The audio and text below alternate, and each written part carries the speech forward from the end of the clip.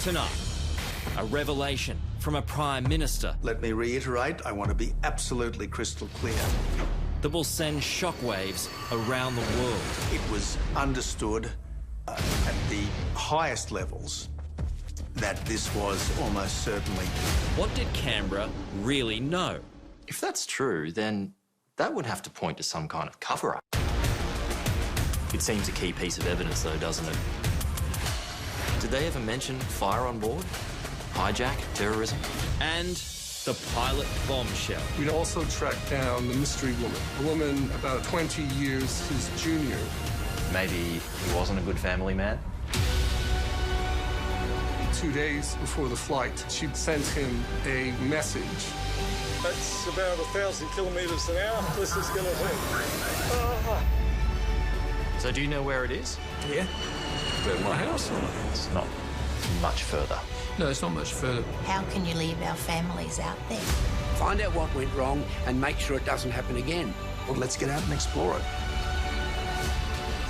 The untold story of MH370 continues tonight.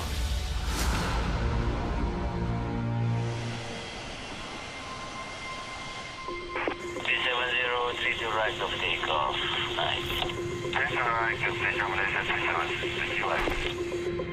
It's 12:42 in the morning, local time in Kuala Lumpur, when Malaysia Airlines flight MH370 takes off, bound for Beijing. None of the 239 passengers or crew are ever seen or heard from again. And the mystery surrounding the plane's disappearance has only deepened as the years have passed. Part of what forms the whole MH370 mystery are all the wild conspiracy theories about what might have happened to it. All you need to do is look online to see some of the more colourful explanations. That it's in the Cambodian jungle, or was sucked into a black hole. Maybe even the Russians have got it. But experts, citing real-life examples, have narrowed it down to a handful of likely scenarios. All of them end up in the same place. How it got there is what divides opinion.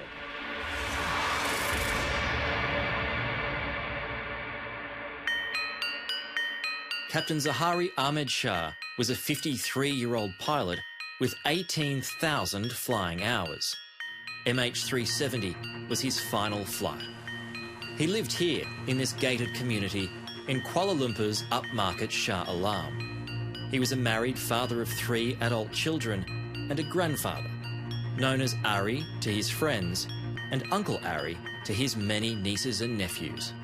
He's an intriguing figure. He's got quite a lot of aspects to him. By all accounts, he was a superb pilot, absolutely full of capacity to train others, and he was very senior, in his 50s, highly respected, highly liked. He seemed to be a fun guy, by all accounts. Hi everyone, this is a YouTube video that I made as a community service. In his downtime, Captain Shah also made videos for his own YouTube channel. In the background here is his home flight simulator. He's a jovial person, a very friendly guy, very easily approachable. He's also a good family man, a good father to his three children. This is young Zahari Shah back in his early flight training days, when he was chosen by Malaysia Airlines to join its cadet pilot program. His love of flying is well documented. He even built and flew model aircraft in his spare time. Is it possible that he hijacked the plane and killed those people? I absolutely don't agree with that. Why? I don't see him as a person who could do that. Zahari was politically active and a distant relative of Anwar Ibrahim, the country's opposition leader who was convicted of sodomy a day before the doomed flight. He was said to be quite upset by that verdict. Now, he was active in the party, but again, there's no claim of responsibility in any of this. But that's one lead. Again, Would it be enough for him to take such drastic action without saying he did it? Difficult to say. It's also claimed Zaharie had affairs and his marriage was in trouble, all denied by his family and friends. A woman about 20 years his junior, with whom he had clearly a fairly close relationship, she denied that it was of a sexual nature, but she said she broke this relationship off some months before the flight, but 2 days before the flight sent him a message, a WhatsApp message, that she wouldn't divulge. So there are a lot of tantalizing things that go in various directions. But again, I don't think there's any smoking gun in any of this. Do you know that to be true? That maybe he wasn't a good family man? Well, I will take that with a pinch of salt, really, because I believe that the media has sensationalized and misled the story into believing that he has to paint a picture that he has a troubled family life. I don't believe that. The man had 2 houses and 3 cars, and there's no evidence that he had life insurance. He had some political interests in Malaysia, but if he was doing it for a cause, then surely that cause would have been made public. So none of the theories are perfect. All of the theories about its loss are flawed, but the end line, the end of the line is the aircraft did change dramatically its course and headed out to sea to a place where it would be very, very difficult to find. When I first heard of this disaster, I rang the Malaysian Prime Minister and I offered Australian assistance. That assistance was very gratefully accepted. It became apparent after a few days that the plane had followed a very different course, and we dramatically scaled up our involvement in that search. MH370 vanished during Tony Abbott's tenure as Prime Minister, a time when he enjoyed what he calls a strong and constructive relationship with his Malaysian counterpart, Najib Razak. He was a good friend to Australia. Since then, embroiled in an unrelated corruption scandal, Razak's career has imploded. I don't comment on the domestic issues which have since brought him low, but he was a good partner and he was a good friend to Australia. While Captain Zaharie Shah's family and friends may well be certain of his innocence, Tony Abbott was left in no doubt about who was responsible. It was pretty obvious that someone had been in charge of that aircraft. The aircraft do not do the kind of thing that aircraft did unless someone is at the controls. My understanding, my very clear understanding from the very top levels of the Malaysian government is that from very, very early on here, they thought it was murder-suicide by the pilot. They said that to you? I'm not going to say who said what to whom, but let me reiterate, I want to be absolutely crystal clear. It was understood at the highest levels that this was almost certainly murder-suicide by the pilot, mass murder-suicide by the pilot. How long after the plane disappeared did that information become clear to you? Within a matter of a week or so. What's interesting about this admission is that the Malaysians never named or blamed Captain Zaharie, at least not publicly. Despite media reports that the plane was hijacked, I wish to be very clear. We are still investigating all possibilities as to what caused MH370 to deviate from its original flight path. Even when Malaysia finished its final report in 2018, it wasn't willing to point the finger. The team is unable to determine the real cause for the disappearance of the MH370. Malaysia's official report into MH370 provided nothing substantial. It was vague on detail, but most significantly, gave the pilot the all clear. The report said it couldn't have been Zuhari because his mental state was satisfactory and his ability to handle stress at work was good. He had no history of apathy or anxiety, nor were there any behavioural changes that raised any concerns. What was the reasoning that the Malaysians gave you? Well, it was crystal clear to me that they had a very clear understanding that this almost certainly was what had happened. Did they point to any evidence at that point? Did they say, we found this or we heard from this? No. When you're dealing at this level, if you are told that something is the clear understanding, you don't need to go into a vast amount of detail. If that's true, then that would have to point to some kind of cover-up. Look, that's not my assumption at all. And I've read all these stories that the Malaysians allegedly didn't want the murder-suicide theory pursued because they were embarrassed about one of their pilots doing this. I have no reason to accept that. Why didn't you say something about this at the time? Well, at the time, and I had a lot to say about this at the time, but at the time, I was focused on finding the plane.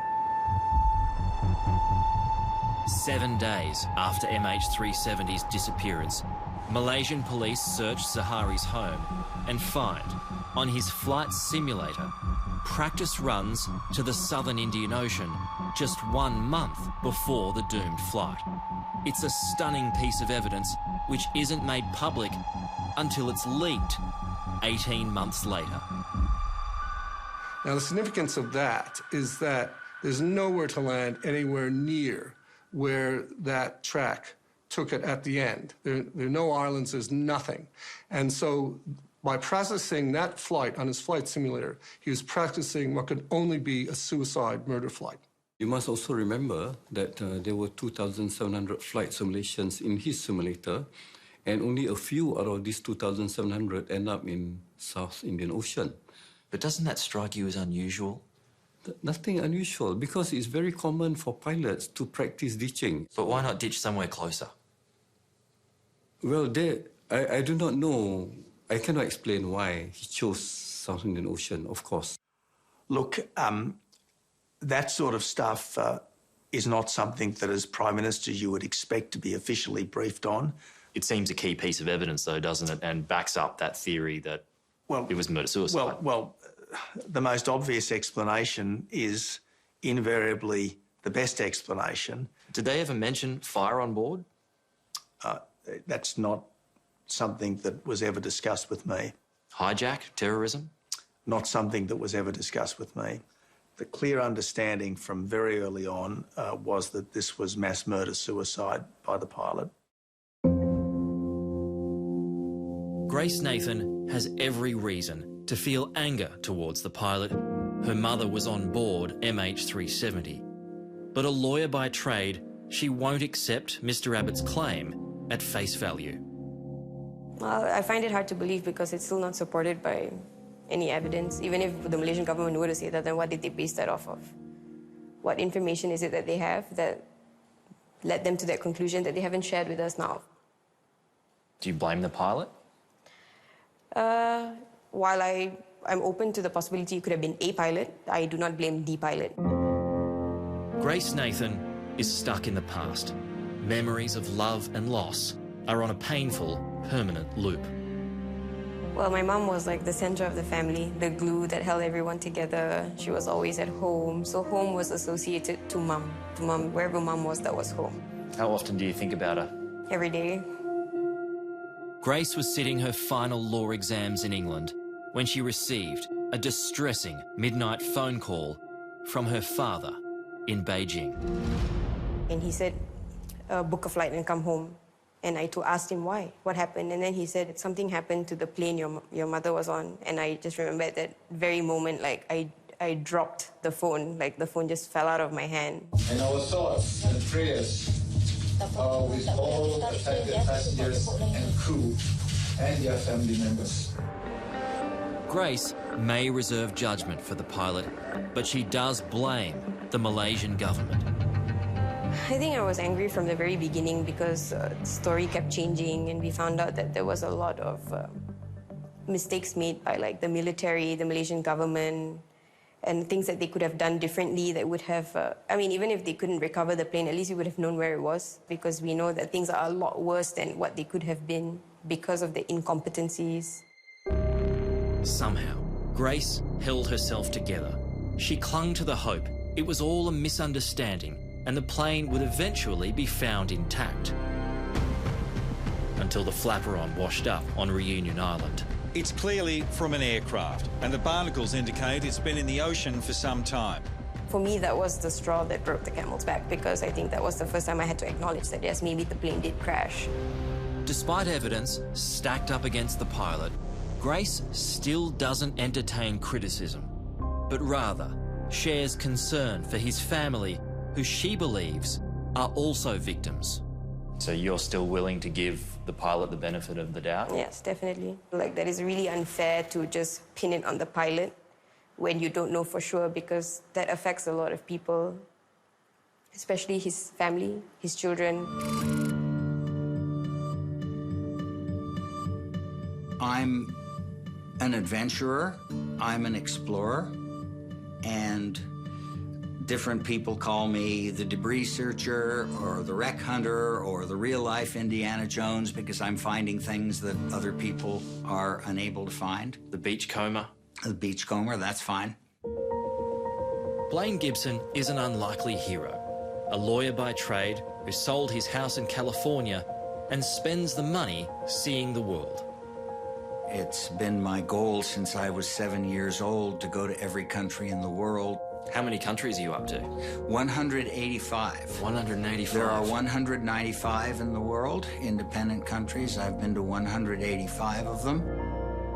Gibson became obsessed with the MH370 mystery, so he flew to the countries where oceanographers predicted debris could wash up. In Mozambique, country number 177 on his list, he found the plane's no-step panel after searching with a local fisherman.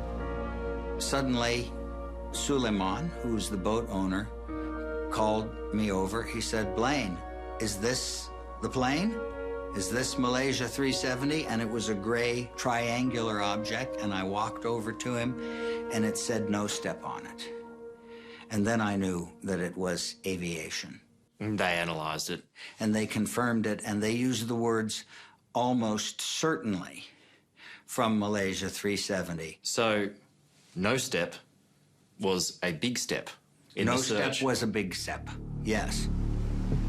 That big step gave Gibson momentum. He was hooked. Next stop, Madagascar. On the first day, we found 3 pieces of debris. Which were? One was the panel that goes right above the flaperon, and it was also from the right side of the plane. And then at the end of the day, it was the piece that, holding it in my hands, it made me cry. It broke my heart. And that was the case around the TV screen on the back of the seat in front of you. This is a piece of a seat from the main cabin I'm holding right in my hands. And this is probably the last thing that somebody saw. To date, 32 pieces that are believed to be from MH370 have been found at different locations around the world. So you've got a debris field in 6 countries: Tanzania, South Africa, Mozambique, La Réunion, Mauritius, Madagascar. Blaine, with the help of locals, has collected over half of them. 17 pieces of debris, either suspected or now confirmed, to be from the wreckage of MH370. What I have found makes it very clear to me that the plane crashed in the southern Indian Ocean somewhere north of, say, 36 degrees south latitude.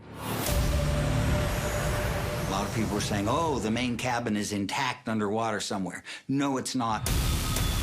This plane tragically shattered on impact. This plane is not intact underwater. All of the debris that I have found and held in my hands says to me the word shattered. Pieces of the interior cabin, pieces of the tail, pieces of the wing, the landing gear door. So we know that it was a very high-speed impact.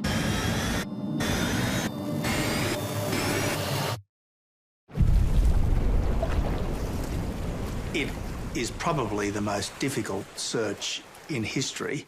What does it say to you, though, that after all this time, it still hasn't been found? Look, it says to me that we should still be looking. It says to me that if at first you don't succeed, try and try again, because this is not something that a decent people, and I'm not just referring to Australia here, I'm referring to all of the countries who had citizens on that plane. This is not something that a decent people can let go.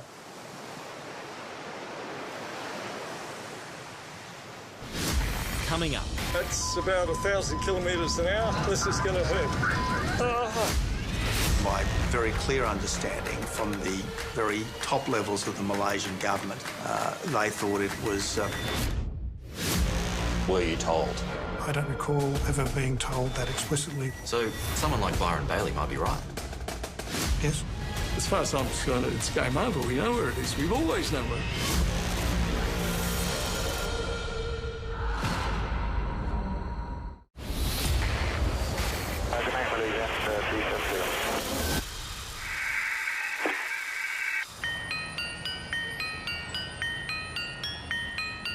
It wasn't so long ago that Malaysia Airlines was ranked among the top 10 in the world. It was a great source of national pride.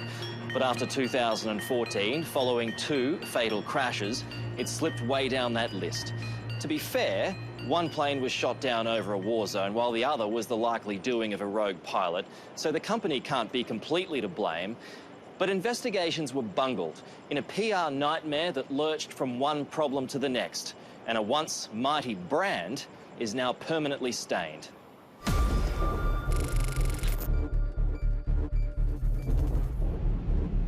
When Malaysia Airlines Flight 370 disappeared from radar screens in the early hours of the 8th of March 2014, Captain Zahari Shah was the pilot in command. My very clear understanding from the very top levels of the Malaysian government is that from very, very early on here, they thought it was murder-suicide by the pilot. This is what then Prime Minister Tony Abbott was told in private about a week after the plane vanished. It's information that's critical in determining where, in the southern Indian Ocean, MH370 is likely to have ended its flight. Did you share that information with Warren Trust, say, or your government departments to help define the search area? What I believed was happening, and what I certainly expected to happen, was that the search would cover the maximum possible range of that aircraft. I had no reason to think that the search was being restricted on the basis that the pilot had nothing to do with it. In the early stages of the search, the Malaysian government believed it was a suicide mission and that the Australian government was told about that. Were you aware of it? Well, it was always considered that one of the possibilities and probabilities that it was a murder-suicide. Warren Truss was Federal Transport Minister and Deputy PM at the time. He was one of the key decision-makers in the search. So you were told about that? I'm sure we're aware of that. But what do you mean? Were you told? I can't recall a particular day when the Malaysians called and said that, but I think everyone had come to that conclusion. 3 weeks into the hunt for the missing aircraft, former Chief of Defence Sir Angus Houston was brought in to coordinate the search. We haven't found anything anywhere that has any connection. In his role, he participated in meetings at the very highest levels. What did the Malaysian PM tell you about what he thought happened? He didn't indicate what he thought had happened. And neither did Prime Minister Abbott. So the Prime Minister at the time never told you no. What the Malaysian leader told him? No. So murder-suicide never came up? No. No, I don't recall ever being told that explicitly by anyone in authority in Malaysia that was the case. I was kept in touch with the Malaysian police investigation, both directly and through the Australian Federal Police, but no one ever passed on to me that level of certainty from the Malaysians. Martin Dolan's role in the hunt for MH370 was critical. As head of the Australian Transport Safety Bureau at the time, he spent the final 2 years of his career on the search. I look back on it primarily with regret that we weren't able to deliver, particularly for the families, what the answers that they were so desperately looking for. Is that something that still nags at you? Of course. It's not the sort of thing you can easily give away when you devote that much of your time and focus to one thing, not to succeed in the task of finding the missing aircraft. Yes. And you review everything, you think, did we get something wrong? Should we have done it differently? All of those things, yes. Both the Minister for Transport and the ATSB based their parameters for the search on what's described as a ghost flight or a death dive, meaning the pilot was also dead when the plane ran out of fuel at 40,000 feet. You once said it was highly, highly likely the plane was on autopilot at the end. Do you still think that? Well, I think that it's likely that there was no one alive on the aircraft in the last few hours. Clearly, there was somebody directed the course that the aircraft took to make the turns to the west and then to the south. That was obviously under some kind of human intervention at that time.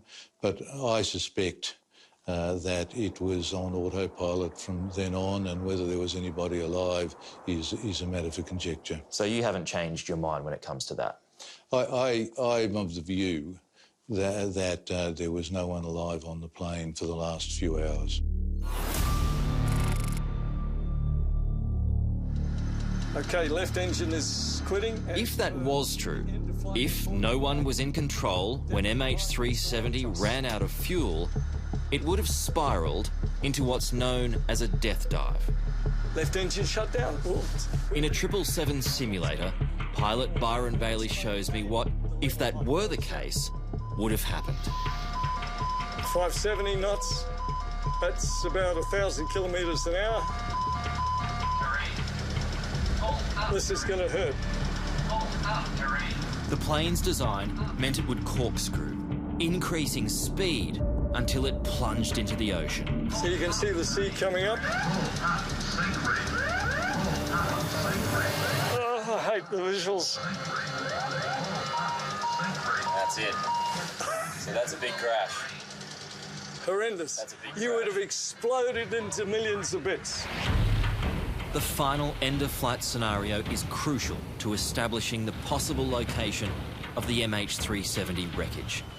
Byron Bailey has always maintained the search zone was wrong. He says it couldn't have been a death dive. He believes the pilot glided the plane as far as possible and landed it on the water outside the search zone just after sunrise so he could see the swell. All the evidence points to the fact it was ditched. And I'm sure the captain, brilliant captain as he was, brilliant pilot, was trying to ditch the aircraft in as far south, remote location as possible and leave as little wreckage as possible that would sink. Byron Bailey started out as a young navigator turned fighter pilot with the New Zealand Air Force and went on to fly Boeing 777s for the Emirates airline for 15 years.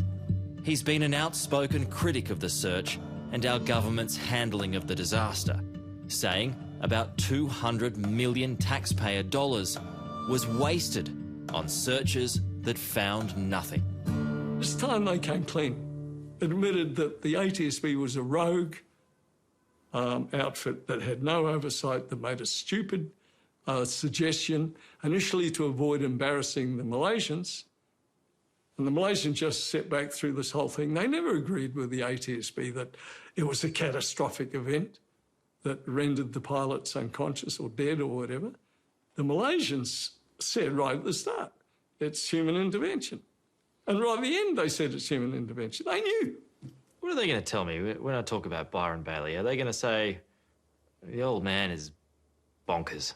Oh, sure. I've been flying aeroplanes for over 50 years. I've got 1,000 hours command Boeing triples, 26,000 hours total. No, I actually fall in the category of being an aviation expert. My colleagues like Mike Keane, who was chief pilot of UK's largest airline, is along with me. He's an expert. My concern in this case, for those who say that the aircraft crashed in a so-called ghosted flight, they made up their minds near the start that this occurred. So they're looking for supporting evidence all the way along the line to collaborate that part. Sometimes it's convenient to turn your back on something as far as government's concerned. What are you referring to there? Countries are very protective about their own organisations, airlines, reputations, etc. Like Byron Bailey, Mike Keane began his aviation career as a navigator with the New Zealand Air Force. He too became a fighter pilot and survived a catastrophic crash, ejecting with just seconds to spare. So that was your plane? Yeah. Thousands of pieces? Yeah. The whole aircraft was, from the cockpit backwards, was just a big ball of fire. You're lucky to be alive, Mike. Yeah, really lucky. He went on to fly commercial airliners around the world. The government says it looked at all possible theories. Well, they haven't. Because they didn't look at yours. Yeah. They didn't look at Byron's. We've worked independently on this. It's not as if we've all got together in a room and said, well, this is it. And in fact, the positions that we were quoting are slightly different. We came from different directions and reached the same conclusions. Despite their parallel careers, Mike Keane and Byron Bailey had never met before the disappearance of MH370. It's their shared interest in how the flight ended that has brought them together. I've got other people behind me that are seriously qualified people, but they won't listen to any of us, just ignore us. Both Byron and Mike say they know exactly where to search for the wreckage of MH370. They should be searching a little bit further south. What they've done is they've made up a point there of doing a search on the assumption the aircraft's just gone into virtually a vertical dive. Why didn't they take into account and do a search on information which came from people like ourselves on going a little bit further south on the assumption that the aircraft did not go into a vertical dive, but did a landing on the water? Where is the wreckage, in your view? I think it's probably the best part of about 150 k's further south than where they're searching at the moment.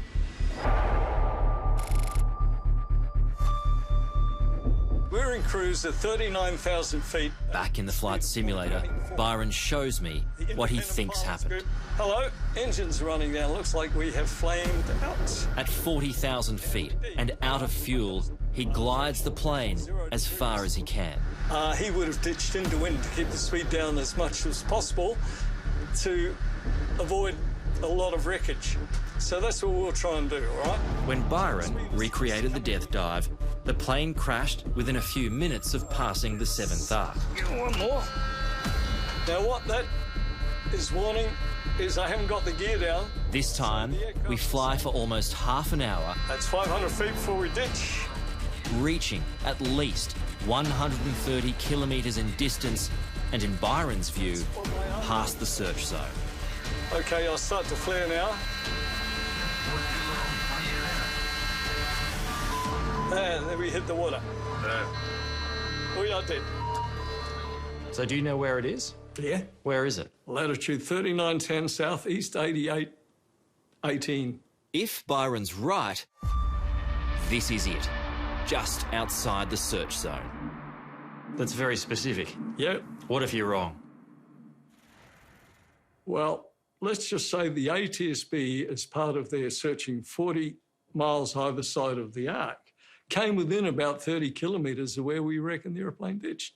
If I'm wrong, then it means the aeroplane's probably been taken by aliens or is sitting in a hangar somewhere in Kazakhstan. That's how sure you are. Absolutely, I'm You're so willing sure. to bet anything on it? I'll bet that my house plane is on in it. that specific spot? Yeah, I'll bet my house on it. As far as I'm concerned, it's game over. We know where it is. We've always known where it is. The ATSB did consider the possibility of a controlled ditching and found, by using a 777 simulator, it was possible. But like Blaine Gibson, the ATSB concluded the small pieces of debris indicated a high-speed impact with water that was not consistent with a controlled ditching.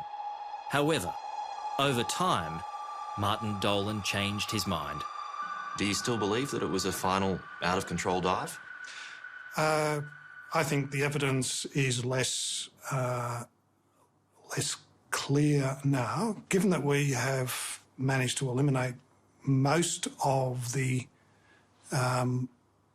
area associated with that scenario. So if you had your time again, where would you search? There's nothing fundamentally different that we would do. We just now have some additional information which has been brought to bear and still leads to the conclusion that the most likely location is in or around the area that we have been searching. That means there's an increasing likelihood that there was someone at the controls at the end of flight. Does Australia face any blame? Well, we were looking in the wrong place.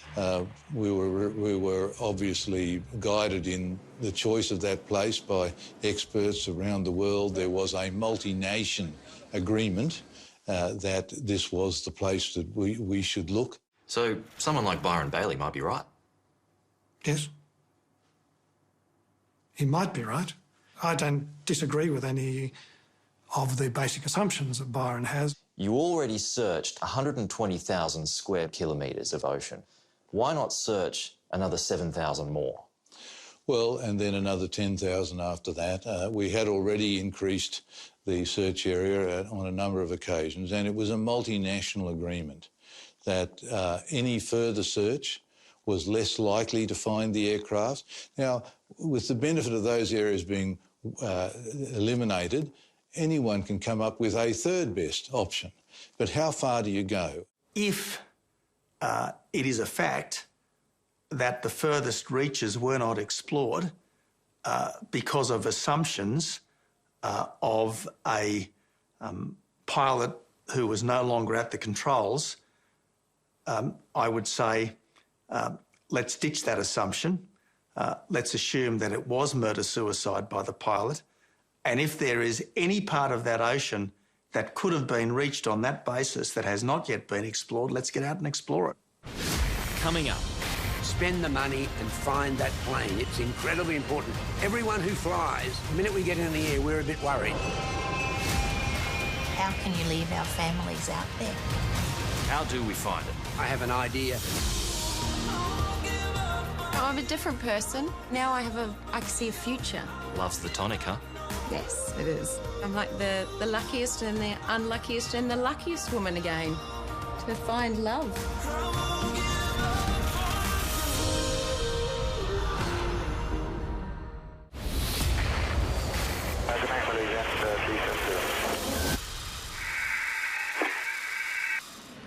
France is now the only country still conducting an active investigation into the crash. Boeing, who built the 777, has handed over streams of data that the French are now working through for their own victims.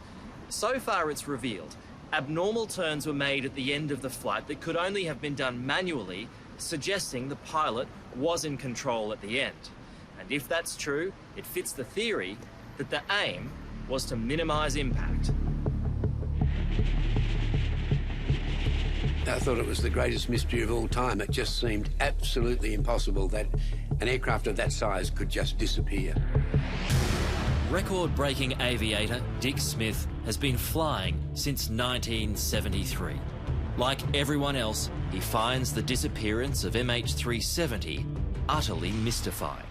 What do you think it is specifically that gets people engaged so much with this particular missing plane and this accident? I think the reason it's so important and people are so worried about it is it's the great mystery. Now, when the Airbus aircraft of Air France came down in the Atlantic, a huge amount of money was spent to find the flight data recorder, and then they found out that one of the pilots had held the stick back, and the plane would have come out of stall if they'd just let go. So that would save lots of lives, because all training pilots from then on are told, don't hold the stick back. Pretty obvious. We can't believe it! We've done it! How hard was it? Bloody hard! His bold adventures are the stuff of legend. I suppose it hasn't been done before. While Dick spent his career both making and taking calculated risks, I'm very excited because I've just pulled out this last map. for him, safety is paramount. He's also the former chairman of the Civil Aviation Authority. It's incredibly important that this aircraft is found, because if it was a murder-suicide, we're not going to learn much. But there's a chance that it wasn't just a murder-suicide. There's a chance that something went wrong with the aircraft. And we need to find that aircraft, to find that out so people who fly now are safe. It's really important we spend the money. Dick is a firm believer that the hunt for MH370 must continue. That's why we should spend the money and find that plane. It's incredibly important. Everyone who flies, the minute we get in the air, we're a bit worried. Even I'm a pilot and I'm worried, is this flight going to be successful? It's a strange place. You're in this little metal tube that's pressurised on the edge of space. So you want to know every single accident there is. You want people to be able to inspect the hull, find out what went wrong and make sure it doesn't happen again. How do we find it? It's going to be very hard. We have to spend money, and I have an idea. There are 4 billion passengers that fly every year, and you'd only have to put 10 cents on an air ticket to get $400 million a year to do the search. And that's what we should be doing. If there's ever an example of a government putting profits in front of safety, is the way they've stopped searching for that airline. We should keep searching for it. Do you reckon anyone would have a problem with paying 10 cents for a ticket? Who's the self-interest in this? The self-interest in every one of us that flies in the air. And there's 4 billion of us a year. That's not much on each ticket. 10 cents would give $400 million to actually get the search going again. And I believe with that amount of money, you'd find the aircraft. Excuse me, do a quick sit clap. Finding MH370 is an outcome Danica Weeks and the other families who lost loved ones that day would dearly love to see. Okay, well, let's... Danica, I'll start with you. Just a big smile on your face now. Yeah. Despite all the heartache that Danica suffered after losing her much-loved husband, Paul, her life has turned a very unexpected corner. I'm a different person, very, very different person. Sometimes I picture myself and think, gee, who was that girl beforehand? But no, life's good. And I see now I can see a future. And that's been something I haven't had for 6 years. Love's the tonic, huh? Yes, it is, absolutely. And that tonic is John. I say I'm like the luckiest and the unluckiest and the luckiest woman again to find love. You know, some people don't find it the first time round, and I've been lucky to find it a second. Were you ready, Danica, to open yourself up again? Yes, for the right person. Because as soon as, you know, he told me he was going to support me and whatever endeavours I took on, and he appreciated my fight to bring Paulie home, and yep. That was it. John, you're not just with Danica, you're with the ghost of Paul. How do you deal with that? I think that from what I know, what Dan's told me of him, that he's similar to my style of man, you know. I'm a man's man. I know what's right, I know what's wrong. I know how to raise a kid. I can start a fire. I can fish, I can supply, I can provide, I can do just about anything that needs to be done as a man. And I think that Paul was very similar to me. So I think that's why I sort of stack up to that type of person. But Danica has not just herself, but her 2 young sons to consider. Lincoln and Jack are now aged 9 and 6. Introducing John was a decision that wasn't taken lightly. And I tried to sort of pull out of it and think it's too early. And then I saw John with the boys on the beach and I went, this is right.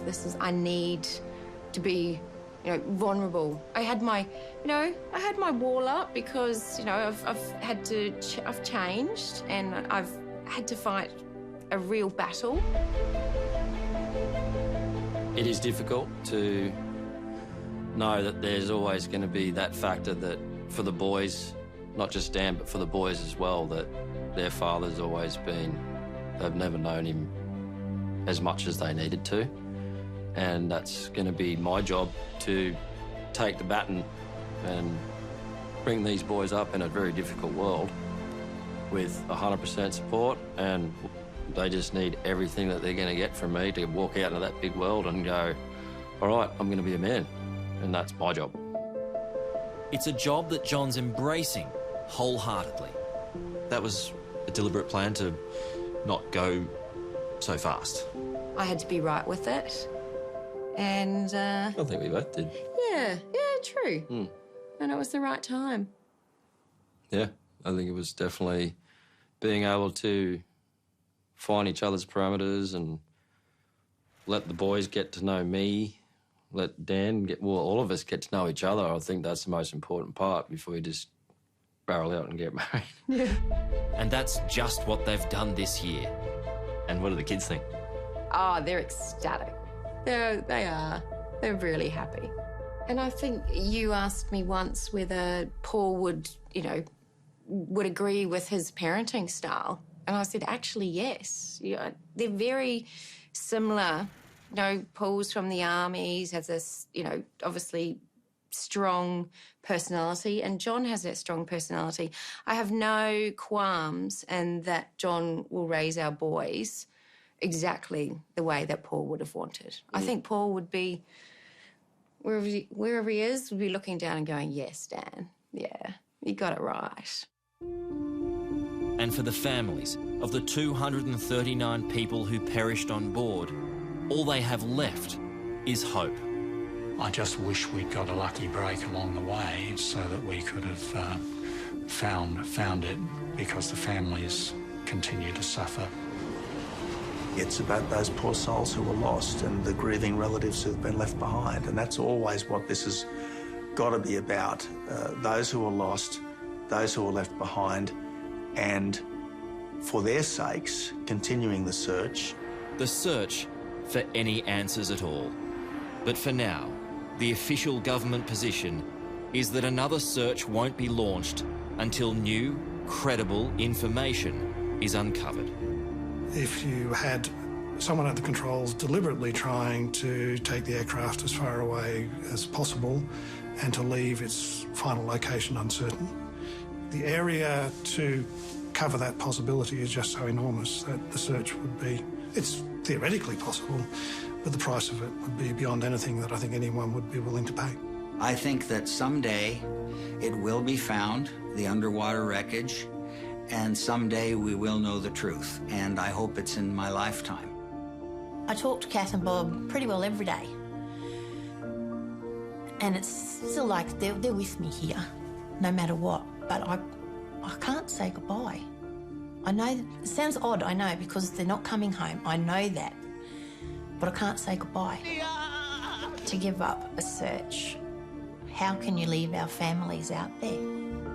I need him home, and I won't leave him out there. He wasn't just my husband, he was my best friend. No, he's my family. No one takes from my family. with no answers. That's it, end of. And I'll keep fighting until I know. 370, 32 right of takeoff. 90. 30 right of station Malaysia 67. Thank you, Malaysian 370, Lampo radar, good morning. Climb flight level 250. Morning, level 250, Malaysian 370. Malaysian 370, maintaining level 350. Malaysian 370.